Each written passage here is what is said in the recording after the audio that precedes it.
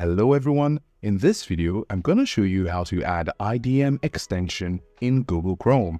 So we have our Google Chrome browser already here. So we're going to go to the top right corner where we have the three dots. So we're going to tap on it. And then when we look around, we're going to see extensions. So here we have extensions, we have manage extensions, we have visit Chrome Web Store. So this is a Chrome Web Store for extensions. So we're going to click on it and it's going to take us to the Chrome Web Store. Here in the extensions, we're going to search for IDM.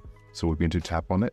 So after typing IDM, we have some options here and we're going to scroll down because we're looking for IDM Chrome extension. It has a 3.9 star at this point, so we're going to tap on it. And after clicking open to it, we have the IDM extension here. We can also see the number of users, the extension, that indeed it is an extension, and then you have the option to add to Chrome. So all you need to do is to simply click on Add to Chrome. This will automatically install IDM module in your Chrome browser. Of course, there are other settings you can have in order to make it customizable for yourself, but this is how to add to Chrome IDM extension. Now, if you found this video useful, please show your support with a like.